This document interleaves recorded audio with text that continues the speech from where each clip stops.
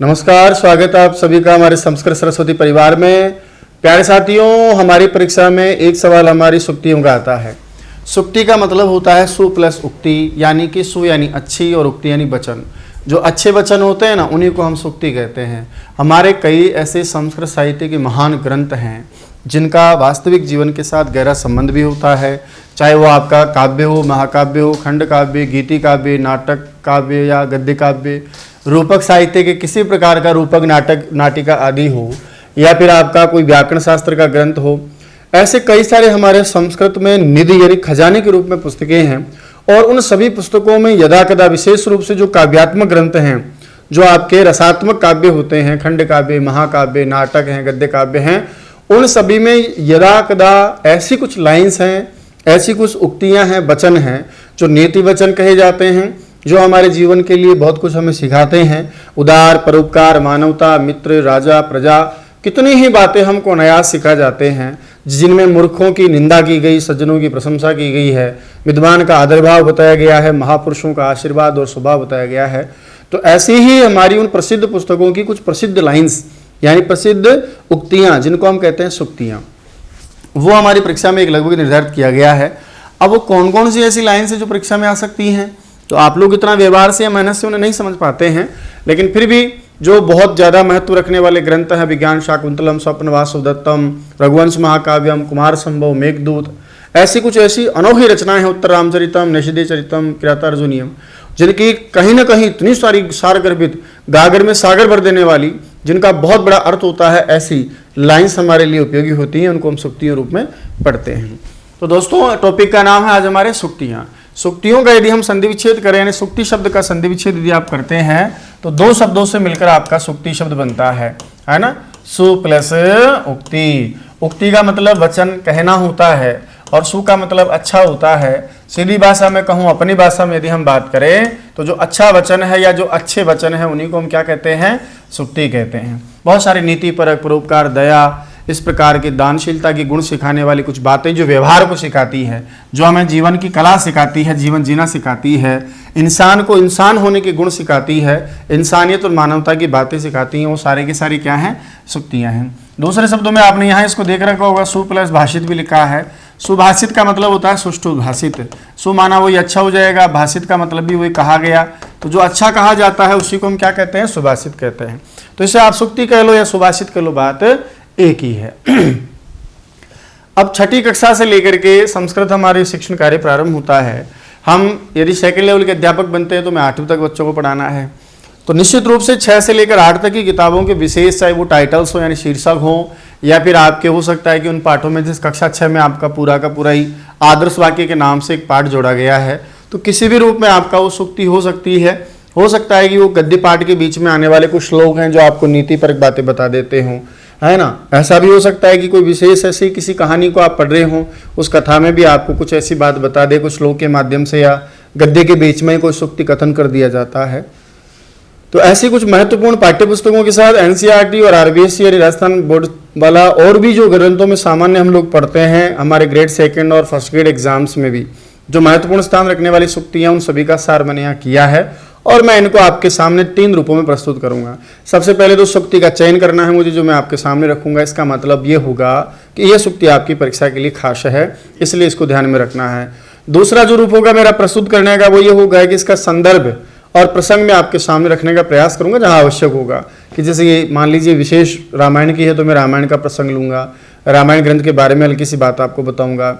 इसी प्रकार से मान लीजिए कि ये कहीं और जगह से ली गई है, तो वो मैं आपको बताऊंगा। इसके आगे पीछे का क्या वातावरण उस समय है जहाँ ये घटनाक्रम हुआ है, जहाँ ये सुक्ति आई है, उसके आगे पीछे की बात क्या है, इसका कहने का भाव क्या है, वो मैं आपके सामने रखूंगा। और तीसरी बात है इसका अर्थ बताना। प्यारे साथियों, परीक्षा में सुक्ति के 2 तरह सवाल आते हैं।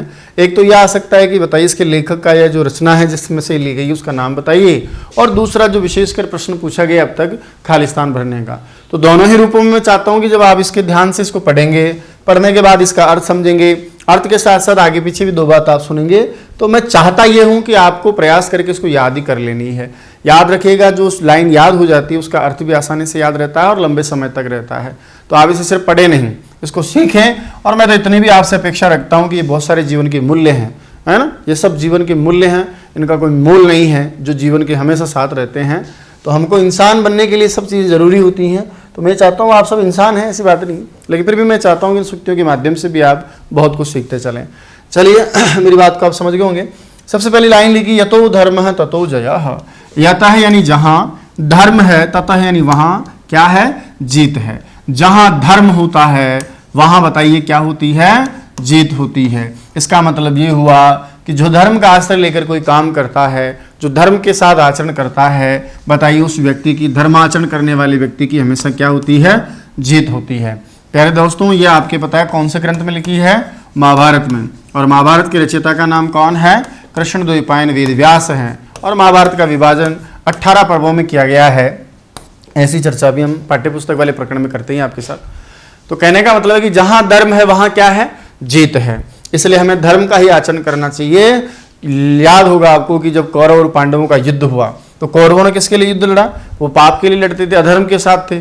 और जो पांडवों ने युद्ध लड़ा वो बताइए किसके साथ था, धर्म के साथ। भगवान श्री कृष्ण ने जब अर्जुन को उपदेश दिया गीता में, तब क्या लिखा था वो कि धर्म्यात् ही युद्धात् श्रेयः क्षत्रिय से न अन्यत् क्वचित्।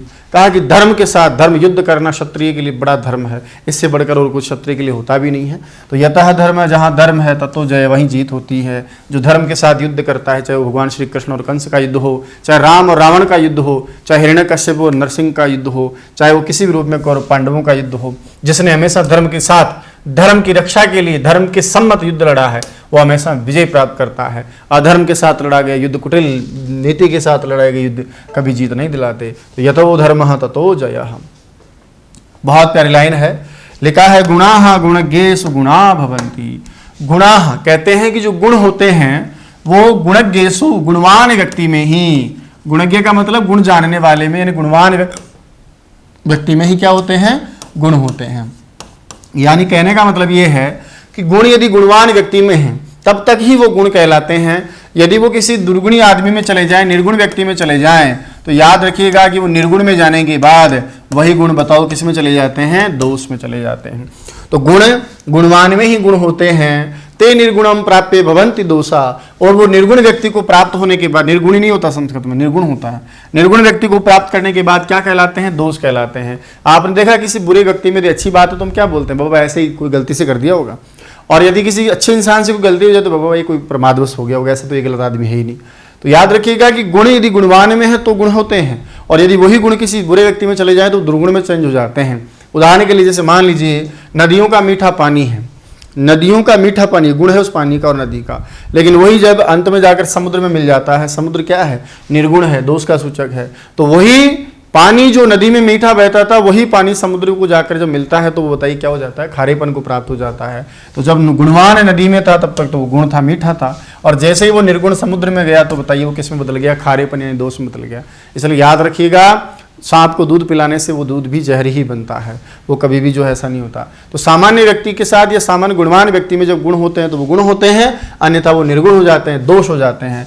गुणा गुणज्ञेषु गुणा भवन्ति ते निर्गुणं प्राप्य भवन्ति दोषा, है ना। इस प्रकार से आगे लिखा है, आगे बढ़िए। न कूप खननम युक्तम प्रदीप्ति वन्निना गृहे। कहते हैं कि नहीं कूप खननम, कूप यानी होता है दोस्तों कुआ, कि न कूप खननम, कुआ खोदना, युक्तम उचित है, कब, प्रदीप्ते लग जाने पर, उद्दीप्त हो जाने पर, जल जाने पर, वन्निना यानी आग के द्वारा, गृह यानी घर में, कि घर में वन्निना उद्दीप्ते, वन्नी के जल जाने पर, घर में आग लग जाने पर कुआं खोदना बिल्कुल भी उचित नहीं है। क्या कहना चाहता है आपसे, ये कहना ये चाहता है कि जब समस्या आ जाए तब उसका समाधान ढूंढने का कोई फायदा नहीं है। हमेशा समस्याओं के समाधान के लिए तो हमें पहले से ही प्रयासरत रहना चाहिए। जीवन निर्माण के लिए हम पहले ही रोजगार के लिए जुगाड़ करके चलते हैं, इसलिए तो हम रीट की तैयारी और सीटेट आदि की तैयारी करते हैं। क्या, क्योंकि एक बार हमारी कोई भी जॉब लग जाएगी तो हमारी समस्याओं का अपने आप ही क्या हो जाएगा, समाधान हो जाएगा। तो कहते हैं कि कोई भी समस्या आए फिर उसका समाधान ढूंढे, बोले तो मूर्खता है। वो बिल्कुल वैसा ही है जैसा प्रदीप्ते जल जाने पर, वन्निना गृहे घर में जल जाने पर, अग्नि घर में जल जाए या घर में आग लग जाए तो कूप खननम न युक्तम, कूप खनन करना यानी कुआं खोदना बिल्कुल भी उचित नहीं है। उसी प्रकार समस्या के आ जाने पर उसका समाधान ढूंढना भी कोई मतलब नहीं रह जाता। समझ रहे हो ना। तो भैया कुआं तो पहले खोदना पड़ता है पानी के लिए, तब जा करके आग बुझा सकते हो, वरना जब तक कुआं खोदेंगे तब तक तो सारा का सारा जल के राख हो जाएगा। उद्योगिनम पुरुष सिंगम उपैति लक्ष्मी, शानदार श्लोक है, बहुत प्यारी लाइन है। उद्योग यानी परिश्रम की माया बताते हैं। दो विशेष गुण व्यक्ति में हो तो उपैति यानी चली जाती है कौन? लक्ष्मी। उपैति का मतलब समीप चली जाती है, पास में चली जाती है। कौन उपैति? लक्ष्मी। समीप किसके चली जाती है लक्ष्मी? तो कहा उद्योगिनम, परिश्रमी, उद्योगी, मेहनत करने वाले, ऐसे कठोर परिश्रमी व्यक्ति। और पुरुष सिंगम, पुरुष रूपी, सिंह रूपी जो पुरुष है, सीधा बोलता हूं मैं, सिंह रूपी जो पुरुष हो, यानी सिंह के समान या सिंह रूपी कौन? पुरुष। ऐसे व्यक्ति के पास जो सिंह के समान हो और परिश्रमी, इसका मतलब हार्ड वर्कर भी हो, मेहनत करने वाला भी हो, और बल में किसके समान, साहस में किसके समान, वीर में किसके समान, या किसके रूप में हो? बोले सिंह के रूप में हो। यानी सिंह रूपी पुरुष, औद्योगिक पुरुष के पास में बताइए कौन चली जाती है? लक्ष्मी चली जाती है। यदि आप भी धन चाहते हो ना, तो या तो पुरुष सिंगम की तरह होना चाहिए, यानी आपको सिंह के समान ही या सिंह ही पुरुष है ऐसा होना चाहिए, वीर पराक्रमी होना चाहिए, ताकि आप किसी को जीत सकें, या फिर आपको उद्योगी यानी परिश्रमी होना चाहिए। तो परिश्रमी और पुरुष सिंह रूपी जो इंसान होता है ना, सिंह रूपी जो पुरुष होता है, उसके उपैति लक्ष्मी, उसके पास ही लक्ष्मी जाती है। तो बताइए घर में आग ले जाने पर क्या ठीक नहीं है? कुआं खोदना कब ठीक नहीं है? घर में आग लग जाने पर। उद्योगी और पुरुष सिंह के पास में कौन चली जाती है? लक्ष्मी। लक्ष्मी किसके पास जाती है? उद्योगी और पुरुष सिंह के पास में जाती है, यानी मेहनती और पराक्रमी इंसान के पास ही लक्ष्मी टिकती है। ऐरे गेरे नत्थु घेरे के पास लक्ष्मी कभी टिकती नहीं है। विचित्र रूपा खलु चित्तवृत्ते, प्यारे साथियों, एक महाकवि हुए जिनका नाम था भारवी। बोलिए साहब क्या नाम था जिनका? भारवी। और भारवी ने एक भर्तृहरि, इसमें नाम जिनका सबसे पहली रचना आती है। 3 महाकाव्यों को मिलाकर हम भर्तृहरि कहते हैं। पाठ्यपुस्तक वाले प्रकरण में इसकी चर्चा भी हम करते हैं। एक आपका भारवी का किरातार्जुनीयम, एक है माघ का शिशुपालवधम, और एक है श्रीहर्ष का नैषधीय चरितम। उनमें सबसे प्रारंभ की, सबसे प्राचीन और सबसे छोटी जो रचना है तीनों में, मतलब उसका नाम है किरातार्जुनीयम। किरात और अर्जुन के बीच, यानी भील वेशधारी भगवान शिव और पाशुपत्र अस्त्र की प्राप्ति करने वाले भगवान वेदव्यास के कहने पर तपस्या करने वाले उस अर्जुन के बीच में घनघोर युद्ध होता है। फिर अंत में भगवान शिव प्रसन्न हो जाते हैं। तो पहले क्या होता है वहां पर, जब सबसे पहला इसका जो सर्ग चलता है, इसमें 18 सर्ग है भाई। किरातार्जुनीयम एक महाकाव्य है, और इस महाकाव्य में कितने सर्ग हैं? 18 सर्ग हैं।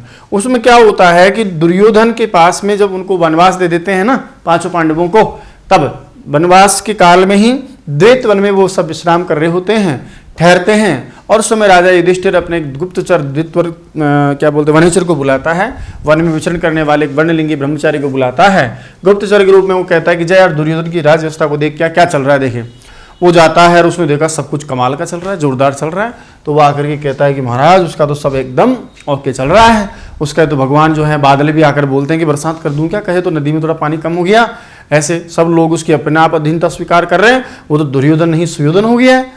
तो भाई साहब ऐसी बातें जब सुनी तो द्रौपदी जो उन 5 पांडवों की पत्नी थी, उसका माथा तमाजी सटक ली।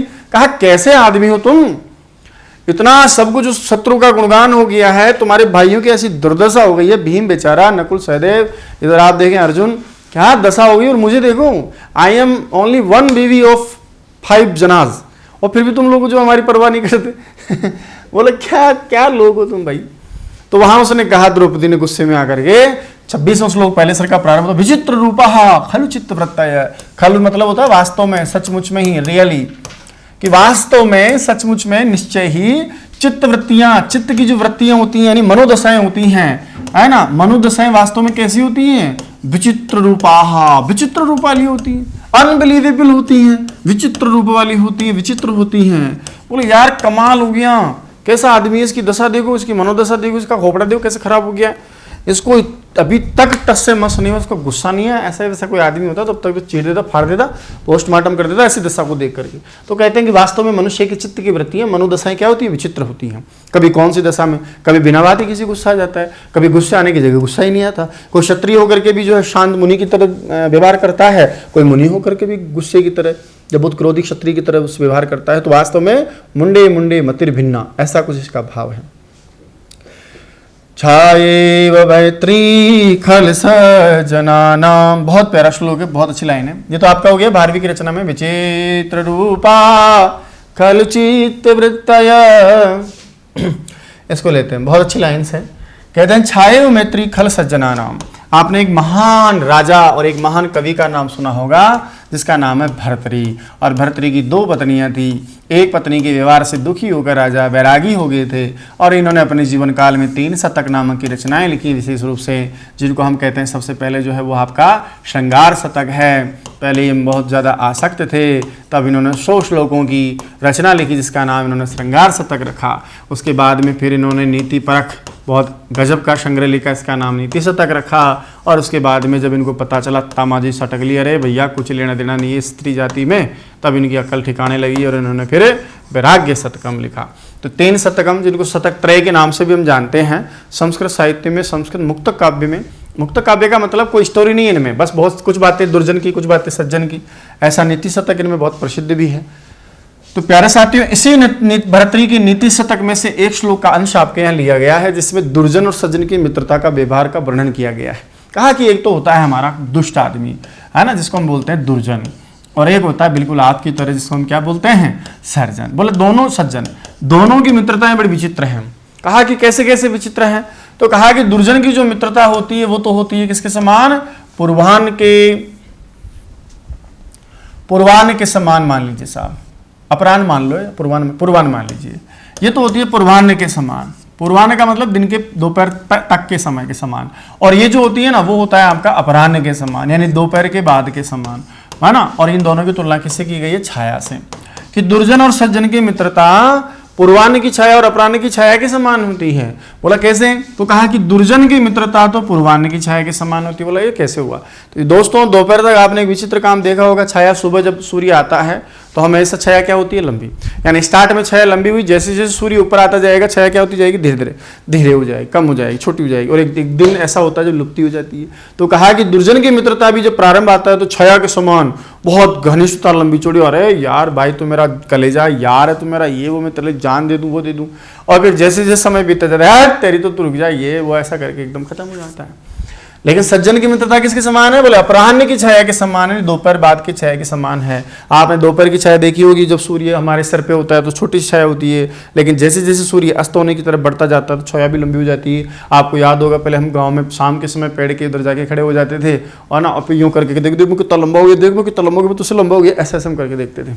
वो जो दोपहर के बाद की छाया है जो शुरू में वास्तव में क्या होती है, छोटी होती है और धीरे धीरे बड़ी हो जाती है, ऐसी जो अपराह्न की छाया है वो बताइए कि इनकी सज्जन की। प्यारे साथियों, इस श्लोक में जो खल आया ना इसका मतलब दुष्ट होता है, और सज्जन तो आप समझ ही नहीं, इसमें सज्जन लिखा है। आप सुनिए, छाया एवं छाया के समान मैत्री मित्रता होती है किनकी, खल और सज्जनों की, दुष्टों की और सज्जनों की। पूरा श्लोक मैंने आपको कर दिया कि पूर्वाह्न के समान तो किसकी, दुष्टों की, दुर्जनों की होती है, और सज्जनों की दोपहर बाद की छाया होती है। दुर्जनों की छाया पहले बहुत ज्यादा बड़ी दीर्घ होती है, यानी घनिष्ठ होती है, फिर धीरे धीरे लघुता को प्राप्त हो जाती है और एक दिन खत्म मटिया मेल हो जाता है। जबकि सज्जनों की छाया प्रारंभ में बहुत धीरे धीरे छोटी होती है, फिर ऐसी प्रगाढ़ हो जाती है, धीरे धीरे बहुत बड़ी हो जाती है। आगे चले सब, छायैव मैत्री खल सज्जनानाम, आगे बढ़ो, क्या कहते हैं, विद्वान सर्वत्र पूज्यते, इसमें भी बहुत अच्छी लाइन है, स्वदेशे पूज्यते राजा विद्वान सर्वत्र पूज्यते, है ना। इसमें आगे जो है वो मैं पूरा कर देता हूँ, स्वदेशे पूज्यते राजा, अपने ही देश में पूजा जाता है। कौन, राजा। अरे राजा की पूजा तो कौन करेंगे, उस देश के वासी करेंगे, उसके अंतर्गत अधीन आने वाले जो उसको चाहने वाले प्रजा है वही करेगी। तो राजा तो केवल अपने देश में पूजा जाता है भाई, केवल अपने देश में, लेकिन जो विद्वान होता है वो सर्वत्र सभी जगह पूज्यते यानी पूजा जाता है। तो याद रखिएगा कौन सभी जगह पूजा जाता है, विद्वान। कहा कि अपने ही देश में कौन पूजा जाता है, राजा। बहुत गजब की और इंपॉर्टेंट सूक्ति है, ये भी आपके नीति शतक का ही अंश है, याद रखिएगा। विद्वान सर्वत्र पूज्यते, स्वदेशे पूज्यते राजा, स्वदेशे पूज्यते राजा विद्वान सर्वत्र पूज्यते। महाभारत में और भी क्या लिखा है, या अलग अलग जगहों पर और भी लिखा है, धर्मेण हीना पशु भी समाना। कहा कि हम में और दूसरे जो जंतु हैं यानी जानवर हैं उनमें क्या फर्क है विशेष। कहा एक ही फैक्टर ऐसा है जो हमको औरों से अलग बनाता है और उसका नाम क्या है, धर्म। कहा कि हमें 10 प्रकार के धर्मों से युक्त है ना, 10 कम धर्म लक्षण वहाँ मनुस्मृति में भी लिखा है। कहा कि 10 प्रकार की जो दया, परोपकार, धर्म, दानशीलता, ये सब धर्म के गुण है, लक्षण। धर्म का मतलब क्या होता है, एक तरह से कर्तव्य होता है, करणीय योग्य जो कार्य है ना वही कर्तव्य, उसी को धर्म कहा गया है। तो जो कर्म हमारा प्रधान है, यानी कर्म प्रधान जीवन है, उस कर्म को हमने, कर्तव्य जो कर्म होते हैं, निष्काम कर्म, कर्तव्य कर्म, जिनको, जैसे मैं मनुष्य हूं तो मैं मनुष्य होने के नाते कौन से कर्म करूं, वही मेरा कर्म धर्म है। है ना। मैं जानवर हूं तो मेरा कौन सा कर्म है जानवर होने के नाते, वही मेरा करणीय कर्तव्य, मेरा धर्म है। और जो धर्म से हीन है, यानी अपने कर्तव्य को नहीं करता है, वो वास्तव में क्या है, पशु भी समाना। ऐसा इंसान जो धर्म सम्मत आचरण नहीं करता, जिसमें धर्म नहीं होता, वो इंसान वास्तव में क्या होता है, धर्म से हीन पशु भी समाना। धर्मेण हीना पशु भी समाना। तो पशु के समान कौन है, धर्म से हीन। धर्म से हीन कौन है, पशु के समान। कौन सभी जगह पूजा जाता है, विद्वान। कौन अपने देश में पूजा जाता है, राजा। अपने देश में पूजा जाता है। राजा कहाँ पूजा जाता है, अपने देश में। और विद्वान कहाँ पूजा जाता है, बोलो सर्वत्र। आई बात समझ में? बहुत जोरदार लाइन है, देखो क्या लिखी है। कहते हैं सर्वम शून्यम दारिद्र्यम। एक मृच्छकटिकम के नाम से एक नाटक है, जिनके रचयिता का नाम आपका शुद्रिक है, और नाटक का नाम क्या है, मृच्छकटिकम। ये इसलिए लिख रहा हूँ क्योंकि पाठ्य पुस्तकों के प्रसंग में भी जब एक प्रश्न आता है तो इसका पूछ लेता है। मृच्छकटिकम का मतलब है मृत सकटिकम, यानी मिट्टी की गाड़ी, है ना। इस मिट्टी की गाड़ी का एक कथानक आता है, उसमें एक छोटी अवान्तर स्टोरी चलती है, उसको ध्यान में रख करके प्रकरण है। वैसे प्रकरण का मतलब ये होता है दोस्तों कि संस्कृत साहित्य में ऐसा कोई नाटक या रूपक साहित्य हो जिसमें अंकों की संख्या कितनी हो, 10 अंक हो, उसको हम प्रकरण कह देते हैं। तो इसमें इसका मतलब कितने अंक हैं, 10 अंक हैं। इसके जो लेखक हैं उनका नाम है आदरणीय, जो एक राजा भी है, ऐसे कहे जाते हैं कि राजा थे ये, शूद्रक, है ना। क्या नाम है, शूद्रक। ये उस तत्कालीन समाज की जितने भी कुरीतियां, बुराइयां, सामाजिक जो द्वंद्व हैं, उनको विषमता है, उनको दिखाता है ना। लुच्चे लबारों को दिखाता है, चोरी डकैतों को दिखाता है, गणिका वेश्याओं के व्यवहार को दिखाता है, न्यायालय के गलत व्यवहार को दिखाता है, राजा के कपटी व्यवहार को दिखाता है, छली व्यवहार को दिखाता है, दुष्टों को दिखाता है ना। ऐसा सारी, और बहुत बुरे मित्र हैं उनको दिखाता है। ये सारी चीज़ें उस समय में क्या क्या चल रही होती है 200-300 ईसा के आसपास, वो सारा का सारा चित्रण आपने यानी मृच्छकटिकम में किसने किया, शूद्रक ने किया है। तो वहां लिखा है कि जिस इंसान के घर में मान लीजिए पुत्र ने उसका घर सुना है ना। जिसके इंसान में मान लीजिए कुछ और न है तो उसको कुछ और सुना होता है, लेकिन एक ऐसी चीज है जिसके होने पर सारी जिंदगी ही क्या होती है, इंसान की सुनी होती है, और वो कौन होता है, दारिद्र्य से। दारिद्र्य का मतलब प्यारे साथियों दरिद्रता, यानी गरीबी। कि दरिद्रता होने पर यानी गरीबी होने पर तो इंसान का सब कुछ ही क्या हो जाता है, सोना हो जाता है। जग सोना सोना लागे, जग सोना सोना लागे, जब न रहे धन अपना। ये बात याद रखिएगा कि जिंदगी में यदि धन नहीं, गरीबी है, तो समझ लीजिए फिर आपका सब सोना है। मोटरसाइकिल आप चला रहे हैं, पीछे की सीट खाली है, हाँ, फिल्म देखने गए सिनेमा हॉल में, बराबर की सीट खाली है। तो जिंदगी में यदि धन नहीं है तो फिर हमारी जिंदगी का सब कुछ ही क्या हो जाता है, सोना हो जाता है। इसलिए लिखा सर्वशून्यम दारिद्र्य से। दरिद्र व्यक्ति का सब कुछ ही सोना होता है, यानी पूरा जीवन ही क्या होता है, सोना सोना होता है। इसलिए भैया धन की तो महत्ता है, भौतिकवाद के सार्थिक युग में धन की तो महत्ता है।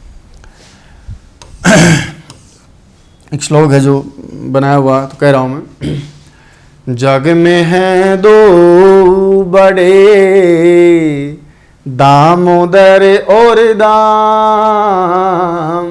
कि जग में दो ही चीजें बड़ी हैं, भगवान श्री कृष्ण और दाम। लेकिन विसंगति क्या है कि एक जमाना था जब हम भगवान को पूछते थे, पैसों को नहीं पूछते थे, लेकिन आज कहते हैं कि क्या बोलते हैं, चाचा बड़ा न भैया, है ना, सबसे बड़ा रुपया। तो जग में हैं दो बड़े, दामोदर और राम। दामोदर बैठे रहे, दाम करे सब काम, ओ पैसा नाम करे सब। तो दामोदर जी तो क्या, भगवान तो बैठे रहते हैं, और तमाशा कौन करता है, पैसा करता है। जिसका पैसा वो सब काम हो ही जाते हैं। तो जग में, इस दुनिया में आज सबसे बड़ा कौन है, पैसा। इसलिए लिखा है बचने का दरिद्रता। कहते हैं कि सभी प्राणी मीठा बोलने से क्या होते हैं, संतुष्ट होते हैं, है ना। प्रिय वाक्य प्रदानेन सर्वे तुष्यन्ति जन्तवः। प्रिय वाक्य प्रदानेन, आगे भी है ये पूरा श्लोक भी है कि प्रिय वाक्य प्रदानेन सर्वे तुष्यन्ति जन्तवः। प्रिय वाक्य बोलने से, किसी व्यक्ति से प्रिय वचन बोलने से, आपस में बड़े प्यार से बात करने से, बहुत मीठा बोलने से सभी प्राणी क्या होते हैं, तुष्यन्ति, तुष्ट होते हैं, संतुष्ट होते हैं, खुश हो जाते हैं। मुगेम्बो खुश हो जाता है, नमस्कार, आइए बैठिए, कैसे हैं आप। ऐसा वचन यदि आप किसी अजनबी व्यक्ति से बोलते हैं, अपने लोगों से या अपने नहीं जाने वालों से, चाहने वालों से, जानने वाले नहीं जानने वालों से बोलते हो, तो संसार का ऐसा कोई सा भी प्राणी हो, चाहे वो जंतु ही क्यों ना हो, प्रिय व्यवहार से तो वो प्रसन्न होता ही है। इसलिए कहा कि यार जब सारे लोग बात केवल बोलने से ही खुश हो जाते हैं तो हमें मीठा बोलना ही चाहिए ना, तस्मात् तदेव वक्तव्यम, इसलिए हमें वैसे ही प्रिय वचन बोलने चाहिए। वचने कहा दरिद्रता, अरे भाई वचन में यानी बोलने में क्या गरीबी है, पैसा टका तो लगा नहीं, बोले इतना मीठा बोला, अच्छा बेटा इसका मतलब 2 किलो चीनी के बराबर मीठा बोल गया, 40 के हिसाब से लगा तो 80 रुपये हो गए, तेरा निकाल 80 रुपये, ऐसा तो कोई आपसे बोलेगा ही नहीं। इसलिए कहते हैं कि जब हमको बोलने में कोई पैसा नहीं लगता तो हमें मीठी वाणी ही बोलनी चाहिए। वाणी ऐसी बोलिए मन का आपा खोई, और अन्न को शीतल करे आपहु शीतल होई, रही मन आपहु शीतल हो। ऐसा बोलो, खुद तो सामने वाला तो शीतल हो ही हो, खुद भी अंदर तक शीतल हो जाए, शांत हो जाए। तो शरीरम शून्यम दारिद्र्यस्य वचने का दरिद्रता। आगे बढ़ते हैं, लिखा है असतो मां सद्गमय तमसो मां ज्योतिर्गमय। क्या कहना चाहते हैं आपसे? कहते हैं असतो मां सद्गमय, यहां तक एक हो गया। असतो मां का मतलब मत, असत यानी गलत मार्ग पर, कि हमें गलत मार्ग पर नहीं लेकर चले, हमें सद्गमय सद्मार्ग पर लेकर चले, यानी सन्मार्ग पर लेकर चले, हमें कुमार्ग पर नहीं लेकर चले। हे भगवान से प्रार्थना की गई है, वेदों की वाणी है कि हमें कुमार्ग पर नहीं लेकर चले, हमें तो कुमार्ग से कहाँ लेकर चलें, सन्मार्ग पर लेकर चलें। तमसो मां, हमें अंधकार की ओर नहीं लेकर चले, हमें तो अंधकार से कहाँ लेकर चले, बोला अंधकार से हमें ज्योतिर्गमय, ज्योति यानी प्रकाश की तरफ लेकर चले। तो याद रखिएगा क्या लिखा, असतो मां सद्गमय, हमें असतो यानी अज्ञान की तरफ ना लेकर चलें, अज्ञान की तरफ से हमें कहाँ ले चलें, ज्ञान की तरफ लेकर चलें, हमें अज्ञान से ज्ञान की तरफ लेकर चलें, कुमार्ग से सुमार्ग की ओर ले चलें। तमसो मां, हमें अंधकार में नहीं ले चलें, बल्कि हमको ज्योतिर्गमय प्रकाश रूपी ज्ञान की ओर ले चलें। तो असतो मां सद्गमय तमसो मां ज्योतिर्गमय। कहा सा, बहुत प्यारी लाइन है। उत्तर रामचरितम की पिछली बार परीक्षा में आपकी इसकी लाइन आई थी। उत्तर रामचरितम एक नाटक है और इसमें नाम से ही पता चल रहा है कि रामचरित्र यानी राम जी का चरित्र है, लेकिन कौन सा वाला, उत्तर भाग वाला।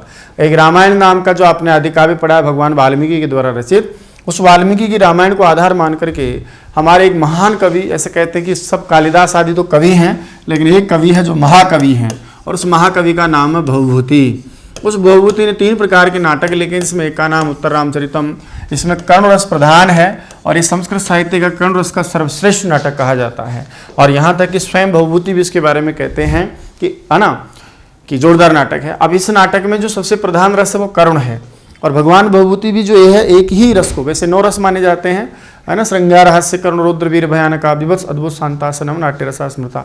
लेकिन ये क्या कहते हैं, भवभूति जो है हमारे उत्तर रामचरितम के लेखक, वो कहते हैं कि यार एको रसः करुण एव, कि रसः रस तो एक एव करुण ही, कि रस तो करुण नाम का एक ही रस होता है, कि रस तो केवल एक ही है। काव्य में रस कौन सा है, केवल एक करुण ही है, कि एक और रस है, रस तो एक ही, कौन सा, करुण एव करुण ही। और कहा कि जो शांत वगैरह श्रृंगार बोले निमित्त वेदात भिन्न, अरे कि भाई कारण के भेद से, हेतु के भेद से, निमित्त के भेद से यही अलग अलग हो जाते हैं। जहाँ ज्यादातर इस तरह से वे में जाएगा, कभी श्रृंगार हो जाएगा, कभी रुद्र हो जाएगा, कभी भयानक हो जाएगा। कहा कि वास्तव में रस तो किसको माना है, केवल करुण को ही माना जाता है, बाकी तो सब क्या ऐसी कमांतर भेद है। तो एको रस है करुण एव निमित्त भेदात भिन्न, ऐसा करके इन्होंने इसकी व्याख्या की है।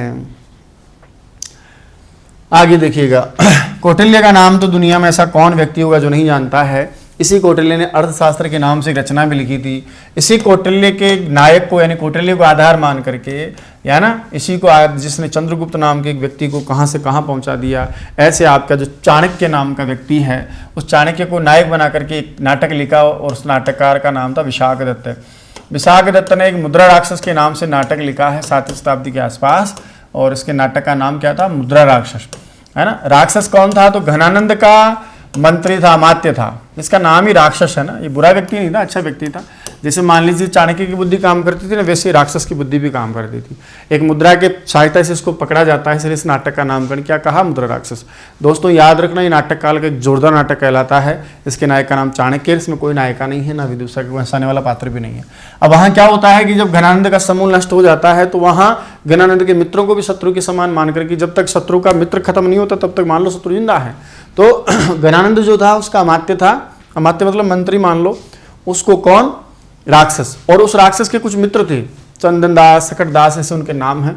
तो उनको पकड़ने की योजना बनाई जाती है जब ये हाथ नहीं आता तो इसके मित्रों को उठा लेते हैं। जैसे आजकल पुलिस वाले मान लो कोई आरोपी पकड़ में नहीं आता तो उसके परिवारजनों को उठा लाते हैं। अब परिवारजन तो आएंगे बेचारे, उनको छुड़ाने के लिए तो अपराधी भी आ जाता है कि साहब इनको छोड़ दो, चलो मैं आ गया। तो ऐसे ही राक्षस के एक मित्र होता है, उसका नाम सकटदास और एक का नाम होता है चंदनदास। अब चंदनदास जब राक्षस का मित्र है तो चाणक्य का तो शत्रु हो गया ना, पर मेरा जो दुश्मन है उसका तो मित्र मेरा दुश्मन ही होगा ना, सीधी सी बात है। तो चंदनदास को पकड़ के ले आते हैं। अब चंदनदास को आज तक जो दुश्मन है बताइए, उसको कभी राम राम नहीं करे चाणक्य। जो इंसान सपने में भी किसी कारणवश किसी को याद नहीं करता, ऐसा चाणक्य इसको आने के बाद कहता आओ चंदनदास ही बैठिए, कैसे हो आप, सब बढ़िया, आपके बाल बच्चे कैसे हैं, सब बढ़िया है, भाभी जी ठीक है। चंदनदास देखा यार ये क्या हो रहा है, दुश्मन के दरबार हम आए हैं, वातावरण काफ़ी समय संवेदनशील है, भारत पाकिस्तान जैसा तनाव यहाँ देखने को मिल रहा है, अभी घनानंद का वध करवाया चाणक्य ने और ये मुझे इतना आदर कैसे दे रहा है, भैया दाल में कुछ काला। उस समय वो दिमाग में सोचता है कि जहां अत्यधिक आदर मिले वहां शंका करनी चाहिए। अरे आपका दुश्मन आपको एकदम से मिला, अरे भैया राम कुमार आजा बैठ यार, दादा कितना याद करता हूं मैं तुझे, भाई तू क्यों याद करने लगा मुझे, ऐसे शंका कर लेनी चाहिए कि मामला कुछ गड़बड़ है। इसलिए लिखा हुआ अत्यादर है, अति आदर है, ज्यादा आदर मान सम्मान यदि कहीं मिले तो याद रखिएगा वहां शंकनीय है। क्या करनी चाहिए, शंका कर लेनी चाहिए, डाउट होना चाहिए दिमाग में, भैया संभल के, दाल में काला नहीं, दाल ही काली है। तो अत्यादर संकनीय बहुत प्रसिद्ध लाइन है, अच्छी लाइन याद रखना कि कौन संकनीय है, अत्यादर संकनीय है। न ही सर्व सर्वम जानाति, विक्रमोर्वशीयम नाम से एक नाटक है ना, और एक मालविकाग्निमित्रम के नाम से भी नाटक है, और एक आपका विज्ञान शाकुंतलम के नाम से भी नाटक है। और इन तीनों नाटकों के लेखक का नाम कौन है, कालिदास। कालिदास ने एक लाइन लिखी है और इस लाइन के माध्यम से वो क्या कहना चाहते हैं सुनिएगा। कहते हैं कि न ही सर्वः सर्वम जानाति, इस महाभारत में भी लिखा है, अलग अलग मिक्रोवर्वशीय अलग अलग लोगों ने अलग अलग जगह लिख रखा है कि न ही सर्वः सर्वम जानाति, न ही निश्चित रूप से नहीं, सर्व यानी कोई, सर्वे सभी, सर्वम यानी सब कुछ नहीं जानते हैं, यानी सब कोई भी इंसान सब कुछ नहीं जानता है। सारा ज्ञान को एक व्यक्ति कहे कि मैं सर्वज्ञ हूँ, मैं सब कुछ जानता हूँ, सर्वम जानाति सर्वज्ञ, बोला ऐसा पॉसिबल ही नहीं कि सर्वः यानी संसार में कोई भी सर्वम न जानाति, सब कुछ नहीं जानता है। थोड़ा थोड़ा करके हम प्रयास करते हैं, इसलिए ध्यान रखिएगा संसार में हर कोई किसी को नहीं जानता है। आगे देखिए, दुखम न्यासस्य रक्षणम, स्वप्न वासव दत्तम नाम का भास का एक बहुत प्रसिद्ध नाटक है। नाटक का नाम क्या है, स्वप्न वासव दत्तम। कहते हैं कि जैसे संस्कृत साहित्य में अभिज्ञान शाकुंतलम का जोरदार स्थान होता है, वैसे ही दूसरे नंबर का जो प्रसिद्ध नाटक उसका नाम स्वप्न वासव दत्तम है, और इसके लेखक का नाम भास है। भास के जीवन काल में भास के जो कुल मिलाकर नाटक हैं, वो कितने नाटक प्राप्त हुए हैं, 13 नाटक। इनको भास नाटक चक्र या भास समस्या भी कहते हैं। तो प्यारे दोस्तों, बात के 13 नाटक जो भास के, उनमें सबसे प्रसिद्ध नाटक का नाम क्या है, स्वप्न वासव दत्तम। और स्वप्न वासव दत्तम नाटक में अंकों की संख्या कितनी है, 6। जबकि अभिज्ञान शाकुंतलम जो सर्वाधिक प्रसिद्ध नाटक, उसमें अंकों की संख्या कितनी है, 7। वहाँ क्या होता है कि पद्मावती नाम की राजकुमारी के पास में जब योगेंद्र कुछ छद्म वेश में अपनी जो महारानी होती है, उदयन की पत्नी होती है, इस नाटक की नायिका जो होती है वासुदत्ता, उसको ले जाकर कहती है कि देखिए ये मेरी मुँह बोली बहन है, इसका पति विदेश गया, इसलिए पद्मावती राजकुमारी से निवेदन है कि आप इसको रख लें अपने पास, जब इसका पति आएगा तो ले जाएगा। अब उस समय कंचुकी आदि जो पद्मावती की सेवा में रहते हैं वो कहते हैं कि यार ये जो न्यास है ना, इसकी रक्षा करना बड़ा कठिन है भाई। न्यास का मतलब होता है धरोहर। जैसे मैं कहीं जा रहा हूँ, मैं आपको कह दूँ कि यार मैं शाम को ये चीज़ ले जाऊँगा, जब आऊँगा तो ये आपके लिए क्या हो गई, मेरी चीज़ धरोहर हो गई, है ना। अब जिम्मेदारी बढ़ जाती है, अपनी चीज़ का नुकसान हो जाए तो हम भोग लेते हैं, लेकिन किसी दूसरे की चीज़ का हमें कोई जिम्मेदारी देके जाए तो वहाँ हमें बहुत ज़्यादा वो हो जाती है कि यार कुछ हो ना जाए, वो तो ये सोचेगा मैं उसको विश्वास से देके गया हूँ, ये क्या है। तो कहते हैं कि न्यासस्य यानी धरोहर का रक्षणम यानी रक्षा करना बड़ा दुष्कर होता है। धरोहर हो, किसी की न्यास हो, अमानत जिसे आप कहते हो, उस धरोहर की क्या करना, रक्षा करना, बताइए कैसा होता है, बड़ा दुष्कर, बहुत ही कठिन काम होता है ना।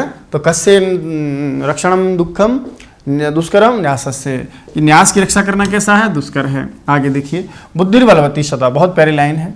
कई बार हम बोलते हैं कि बुद्धि बड़ी है कि वो बड़ी है, अकल बड़ी कि भैंस बड़ी, तो कई लोग तो कहते हैं भैंस बड़ी होती है, इतनी बड़ी होती है भैंस, अकल तो इतनी सी होती है।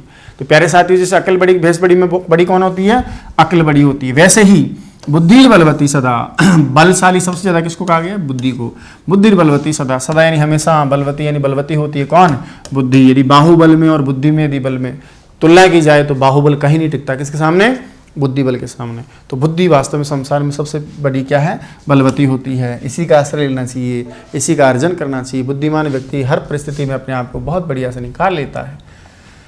मैं आपको एक महाकाव्य का नाम ले रहा था और मैं बता रहा था, उसका नाम था किरातार्जुनीयम, जिसमें सर्गों की संख्या 18, और इसके लेखक का नाम मैं आपको भी बताया था भारवी। ये बृहत्रयी की प्रथम रचना है।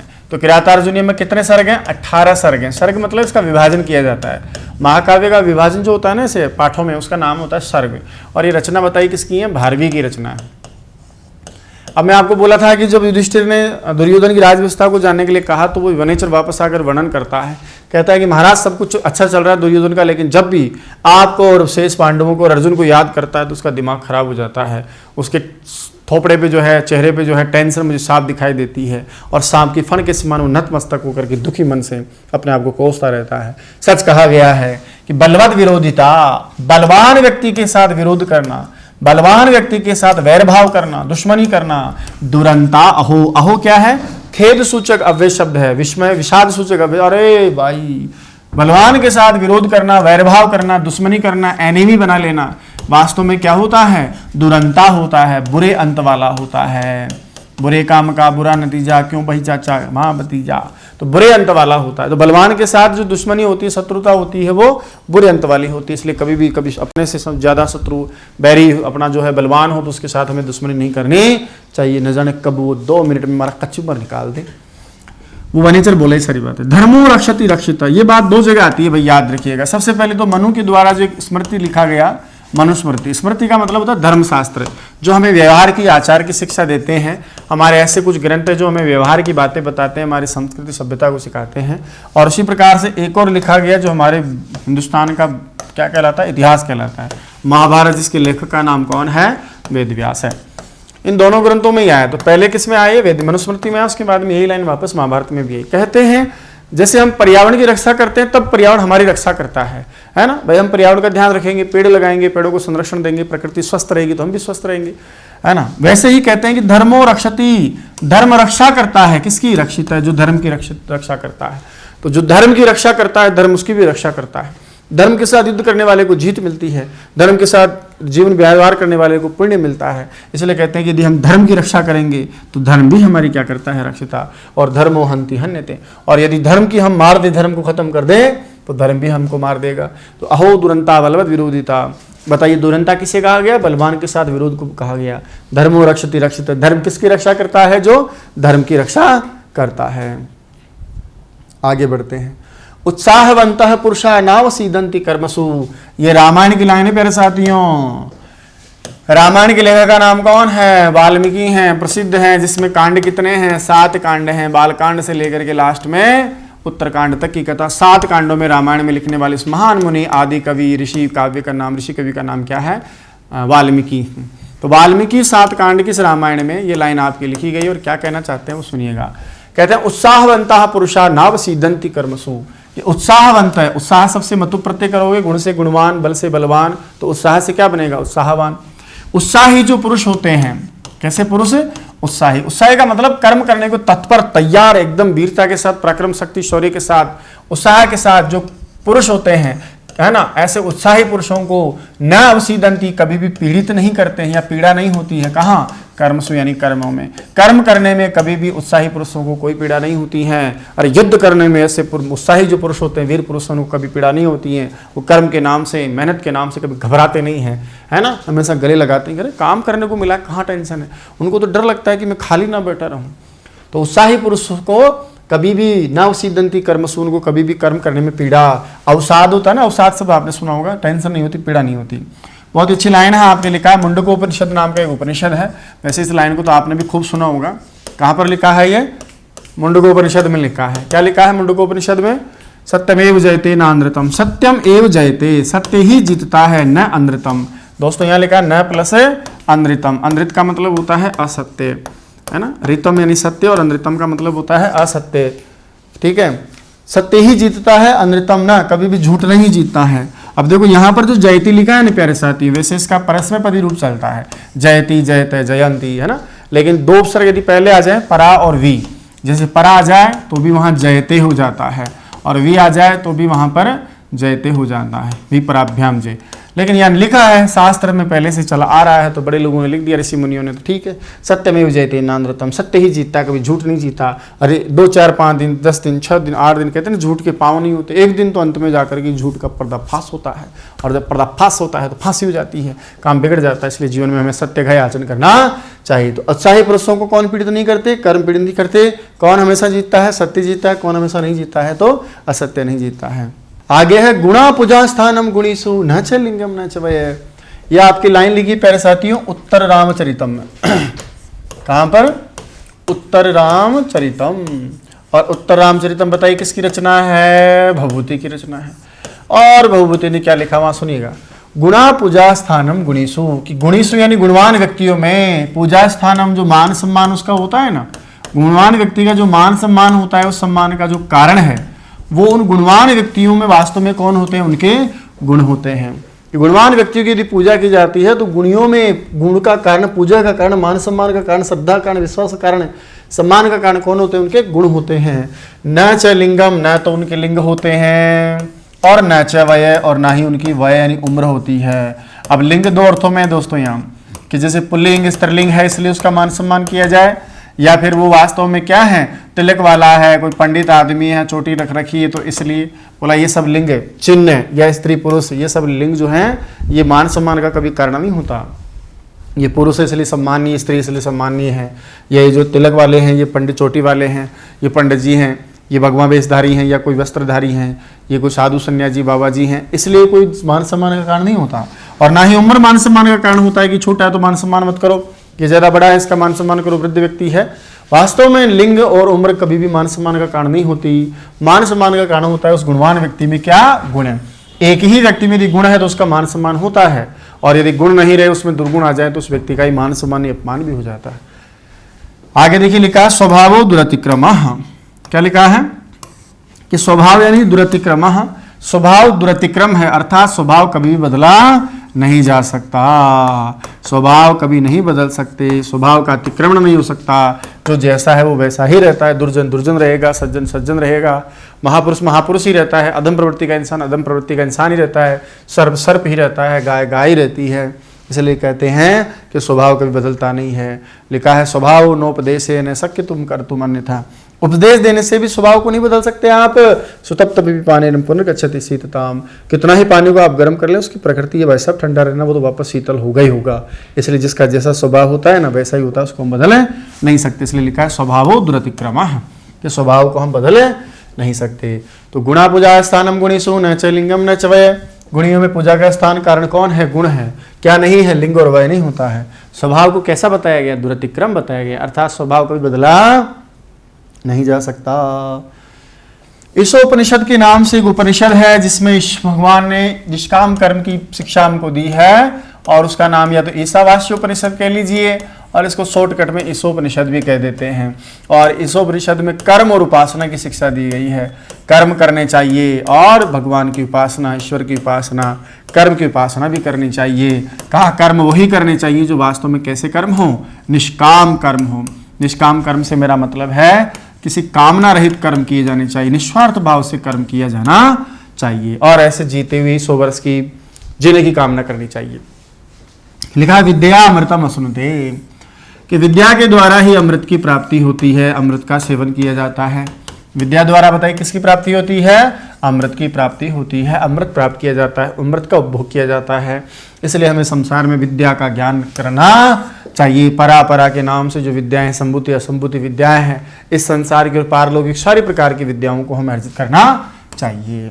तो विद्या से किसकी प्राप्ति होती है भाई? अमृत की प्राप्ति होती है।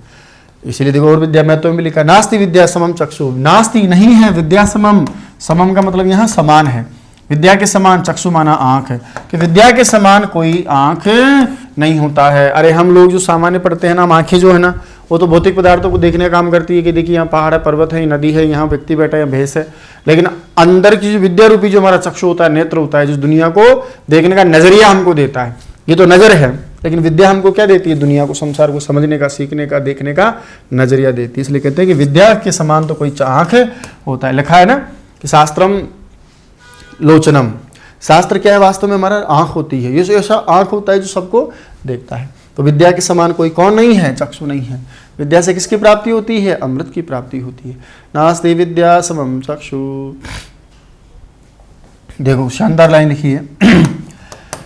क्या लिखा है? वेदो अखिलो धर्म मूलम। याद रखिएगा हमारे आचार शास्त्र का सबसे जो पुराना ग्रंथ है उसका नाम है मनुस्मृति। क्या नाम है भाई? मनुस्मृति। और मनुस्मृति के जो रचयिता हैं, जो सबसे पहले हमारे मानव हुए, उनका नाम है सूर्य के वंशज मनु। उन्होंने क्या बोला कि हमारी सभी प्रकार की जो धर्म आप देखते हैं, धर्म का मतलब जो करने योग्य कार्य हैं, जिनको धारण किया जा सकता है ना, जो धारण करने योग्य होते हैं ना, उन सबको हमने क्या बोला, धर्म बोला है। और उन सभी धर्मों का जो मूल है ना, अखिल मानी सभी धर्माणाम मूलम, धर्मों का मूल बताओ किसको कहा गया है, वेद को कहा गया है। कि सभी धर्मों का जो मूल है, जड़ है, यानी सारे धर्म जहां से कुछ ना कुछ ग्रहण करते हैं, वो वास्तव में बताओ किससे करते हैं, वेदों से। तो याद रखिएगा, अखिलः धर्म मूलम, अखिल यानी संपूर्ण समस्त धर्मों का मूल, धर्मों का जड़ किसको कहा गया है, वेदों को कहा गया। ये मनुस्मृति की लाइन, याद रखिएगा इसको। ऐसे ही जैसे आपने थोड़ी देर पहले पढ़ा था कि गुणा पूजा स्थानम गुणीषु न च लिंगम न च वय, कि उम्र के कारण और लिंग के कारण किसी व्यक्ति का सम्मान नहीं होता, सम्मान तो उस व्यक्ति में पाए जाने वाले गुणों के कारण ही होता है।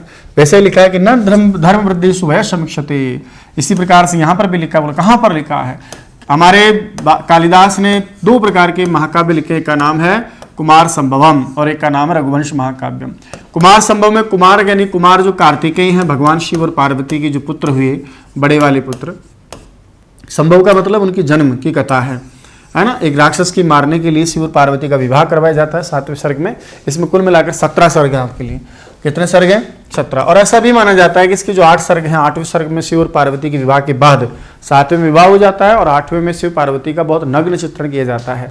किसी भी देवी देवता का भगवान स्वरूप ऐसा माना जाता है कि शिव की तो आराधना करते हैं कालिदास, अब अपने भगवान का इस तरह एक सामान्य इंसान की तरह संभोग क्रिया, रति क्रिया, सुहागरात, ये सब चित्रण करना शोभा नहीं देता, ऐसा पॉसिबल ही नहीं है। तो ऐसा माना भी जाता है कि इसके बाद शायद कालिदास ने इसको नहीं लिखा था, किसी और ने लिखा। लेकिन जो भी हो, 17 सर्गों का यह महाकाव्य है। इसमें जब पार्वती भगवान शिव को प्राप्त करने के लिए 5वें सर्ग में तपस्या करती है, तो वह इतनी जोरदार तपस्या करती है और शिव नहीं आते हैं, तो कठोर ज्यादा पंचाग्नि व्रत करती है, चारों तरफ अग्नि जला करके ऊपर से सूर्य की रोशनी में है ना तपती है, खाना पीना छोड़ देती है, यहाँ तक कि पेड़ों के फल और पत्ते खाना भी छोड़ देती है, इसलिए उसका नाम अपर्णा भी पड़ता है। ऐसी दशा में जब लोग ऋषि मुनि उनको देखते हैं तो कहते हैं कि सच्ची पार्वती, तुमने तो उस बड़े बड़े ऋषि मुनियों की तपस्याओं को भी क्या कर दिया, पीछे छोड़ दिया है। तो सच्ची कहा गया कि धर्म वृद्धिषु, जो धर्म में वृद्ध हो जाते हैं, जो धर्म में प्रौढ़ हो जाते हैं, जो धर्म में बहुत उच्च स्तर पर पहुंच जाते हैं, उनकी वया न समीक्षते, उनकी उम्र नहीं देखी जाती है कि ये छोटा है तो ये क्या है ना, ये बड़ा है तो ऐसा है। कि धर्म में जो वृद्ध हो जाते हैं, धर्म में जो प्रवीण हो जाते हैं, धर्म में निपुण कुशल हो जाते हैं, ऐसे लोगों की कभी उम्र नहीं देखी जाती है। वो किसी भी उम्र का हो, यदि धर्म में प्रौढ़ है, धर्मज्ञ है, धर्म को जानने वाला, धर्म के मर्म को जानने वाला है, तो उसका मान सम्मान किया जाना चाहिए। तो कुमार संभव की लाइन है।